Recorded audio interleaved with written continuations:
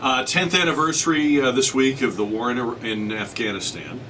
A survey this week reported that 1 out of 3 veterans of the post-9/11 military believes the wars have gone on too long, are no longer worth fighting, and that we should be less focused on foreign affairs and more on our own problems at home.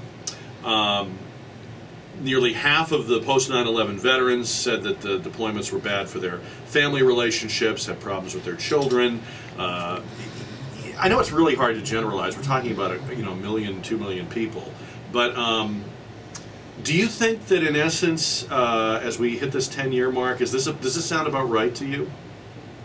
Are these numbers about right to you? Well, I mean, again, we got. I go back to historical context. These are the people that can really don't have enough. We don't have appetite for long wars. I mean, look at history. Okay, but wait a minute. We're not fighting them, Jim. Nobody in this room is fighting these wars. No. These are the people actually doing it. No, but I'm going to say, I'm saying perception. Boy, because when you lose public support for a war, it's over.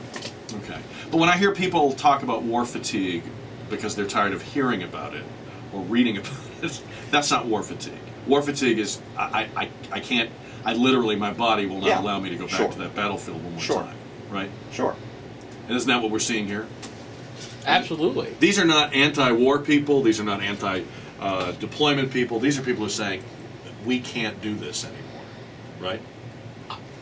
Yeah. I mean, the only number you asked, do those numbers sound about right? I'm a little surprised that it's 1 in 3.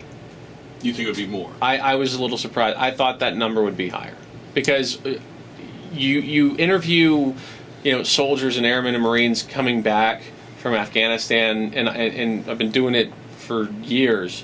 And early on in Afghanistan, it was we're doing this, and we're fighting the Taliban, and we're going for Osama bin Laden, and we're doing this because of 9/11, and the guys were really gung ho.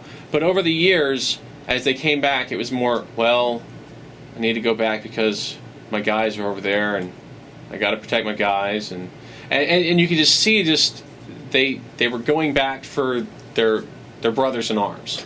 They were going back to make sure that no one else got hurt. I had a buddy who did multiple tours in Iraq and Afghanistan. The first couple he did as an artillery guy, as a front lines guy.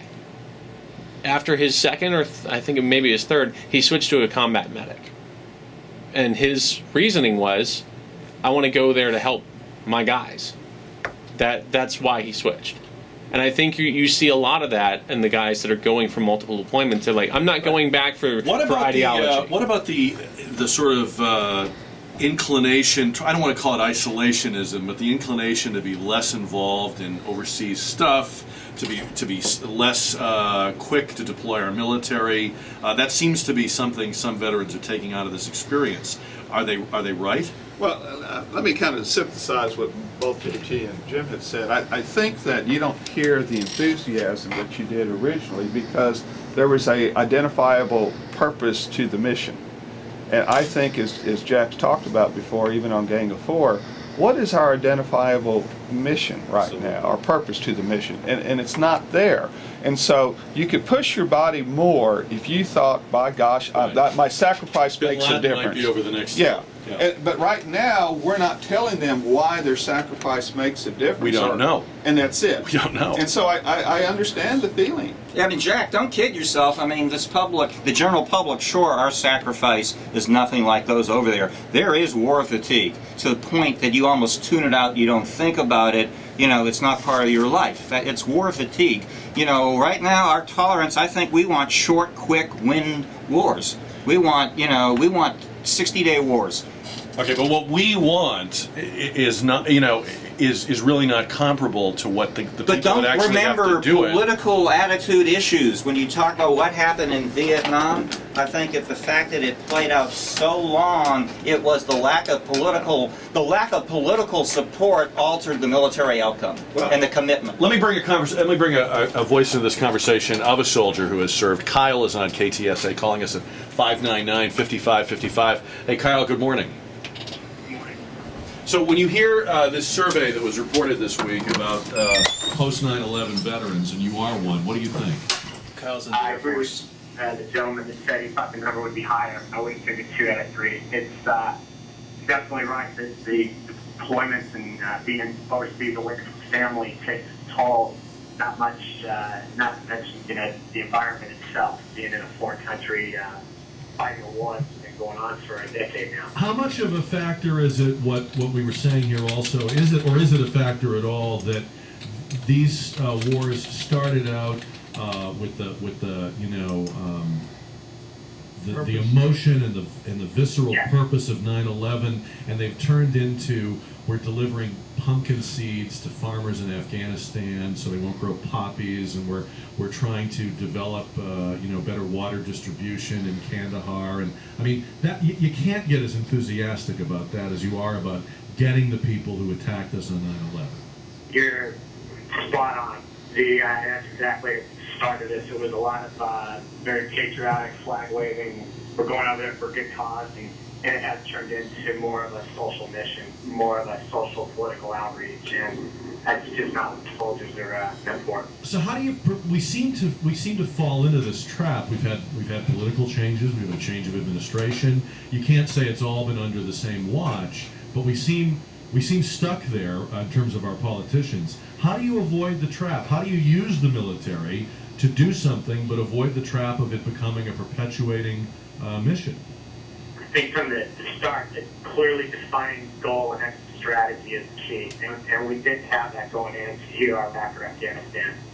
And I think people, whether they want to admit it or not, we have to have a goal that is cause for exit or cause for sustainment on a long-term basis. That's the right Powell now, doctrine, right? He said you always have to have a defined exit strategy, right? That's exactly right. There's no Powell is exactly spot on with that. Kyle, thank you for your service and thank you for your call. I appreciate hearing from you. You know, one other thing I'm thinking of too is that, in essence, we probably thought, and this is I'm gonna backfill a little or make an excuse a little bit for what we've done. We probably thought when we went in to Afghanistan, remember it was October of 2001, that there would be ongoing terrorist attacks. We probably figured while we're over there doing this, they're going to keep hitting us. And had that happened, thank God it didn't, but had that happened, it would have made the ongoing operations seem somehow more to have made more sense. They're hitting us, we've got to get them. They're hitting us, we've got to stop them.